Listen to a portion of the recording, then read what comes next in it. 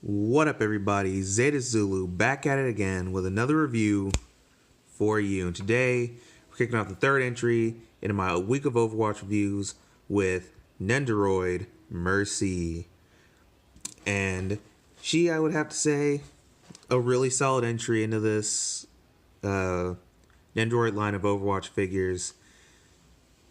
One of the very few gripes I have with her, though, is that she cannot stand on her own. As you can see, she's already attached to her stand, and that's just because, if I can zoom in here and show off her feet, there's no real way for her to stand on those. They're real small, real tiny, but it's okay. She's still a fantastic angel of a figure overall, and she sports some fantastic detail, like in her hair sculpt, in her halo. I mean, look at that ponytail, it's really well done. Her wings look phenomenal, and even her Valkyrie, her entire Valkyrie suit is just really well sculpted. Fantastic paint applications all around, and just looks amazing for a cheapified version of everybody's favorite angel, Mercy. Now, as far as posability goes, we're going to start off with the head, and at the very tip top, her ponytail can rotate from side to side. It would go 360, but it's hindered by her own halo. Her head can rotate from side to side, look up, look down, pretty far, real good. Her shoulders can go a full 360 all around, go out to the side, rotate at the bicep, and bend at the elbow. You can get a little bit of wrist action with her hands. Her torso can go side to side. It can't go 360, and it can crunch a little bit and arc a little bit. Her wings are on ball joints. They're limited. I wish there was maybe one more joint in there so that they can get a little bit more emotive, but they still do a pretty good job getting in and out the way and doing what you need them to do. Now, her legs, they have good posability, but the only thing is they're hindered by this front skirt piece. So with it on, they can go forward, back, out to the side, and bend at the knee.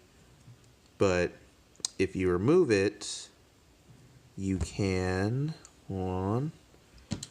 get a lot more forward and out to the side. The back is still about the same. Oops, leg popped off a little bit. Just pops right back on.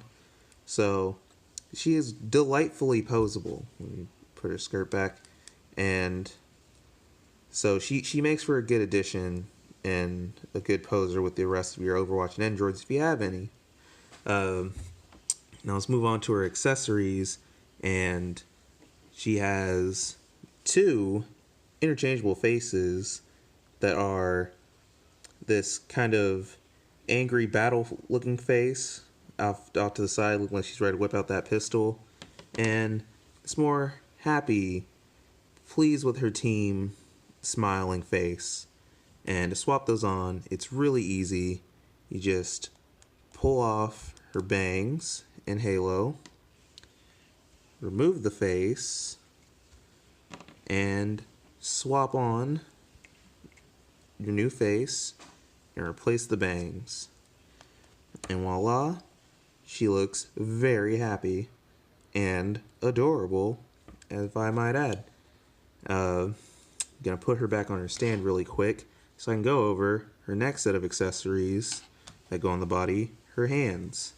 She only comes with one set of hands, a trigger finger hand for the left hand to hold her pistol, pretty decently sculpted but also kind of basic, and a right slightly slanted fist holding hand has a hole through it for her caduceus staff, which I'll bring in just a second. And her next accessory that goes on the body is another skirt piece to help with enacting her ultimate, well, her current ultimate, her Valkyrie, And it's a simple peg into the hole connection, and this opens up her skirt, gives the front bit a little bit more flow, and also helps her attain more posability in her legs to look like she's flying more dynamically and whatnot. Now, as far as her weapons, just gonna rotate around so it's more balanced. You do have, like I mentioned, her caduceus staff, which, it's got alright detail, but it's also just seems a bit plain. It's mainly in this white and this brownish gray plastic, but still looks pretty good. Well, let me swap on her holding hand. Refocus.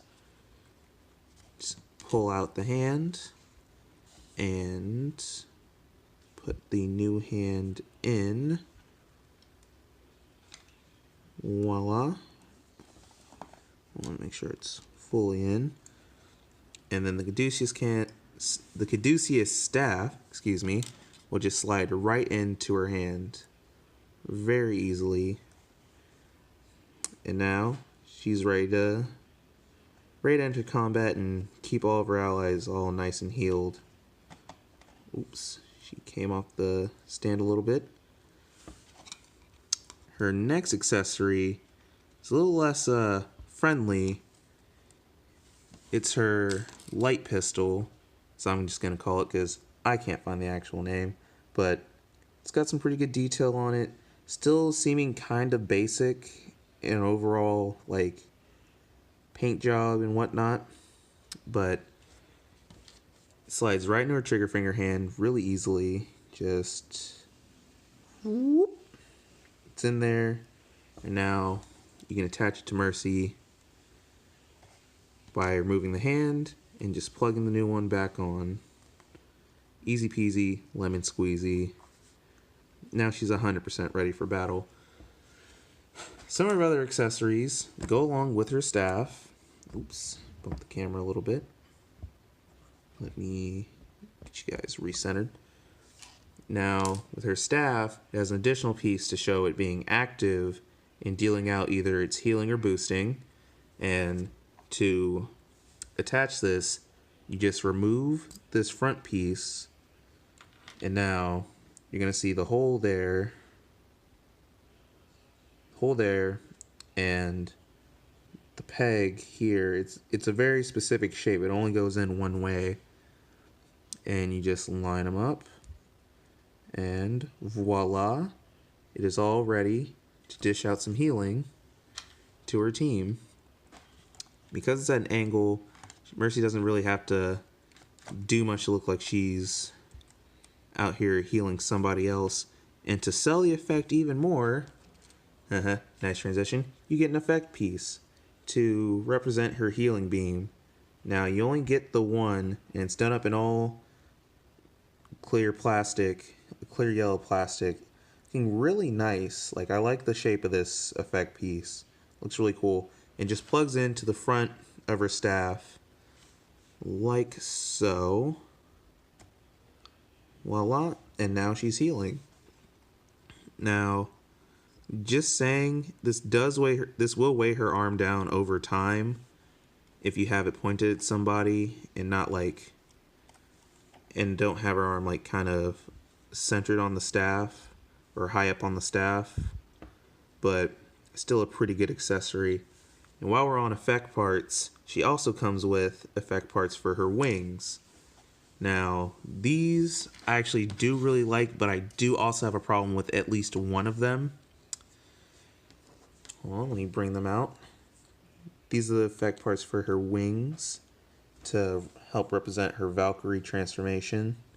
I say transformation, but it's really just you get the wings out and they look all nice in this clear yellowish plastic that kind of fades off to just being regular clear. And they plug into her wings pretty simply. Refocus. You just slot it in all the way up in there. The grooves and everything will catch eventually. Like, there's no click to it though, so it's just all by friction. But it still delivers a pretty good effect if you get it in there properly. Unlike me, who's struggling. But voila. Now, she's ready to keep her allies safe, hurt her enemies that are hurting those she loves and cares about. And she just looks wonderful doing it, if I might add. Now, for comparison, well, I'm going to get her as low as possible on her base and get her legs straightened out. I'm going to bring in the other two Overwatch Nendoroids. Yesterday's review subject, Overwatch May, or Nendoroid May, I mean. And Monday's review subject, Nendoroid Tracer. Well, let me put her on this side of May. And as you can see, I think they all look really good together. Like, so far they're releasing figures that make up a very solidish team. Hold on, let me get Tracer back down and level with her stand. And they're all pretty good size to each other. This isn't actually super accurate to in-game, but it still looks really good. Let me get Mercy front and center again. So, yeah, that was Nendoroid Mercy. A pretty solid figure all around. My few quabbles here and there aren't that big, but just look out for, like, when you're posing her, make sure you don't do too much with the legs. You might pop off her basic front skirt, or just don't get crazy. It's still an Nendoroid. It's still limited, but it does a really good job representing Mercy, I would say. And I believe it deserves a spot in your collection if you see one at your local Target or GameStop or online and whatnot. I picked mine up at HLJ, just like the rest of these two. So, yeah, that's Zeta Zulu's review of Nendoroid Mercy. And this is Zeta Zulu signing out. Deuces.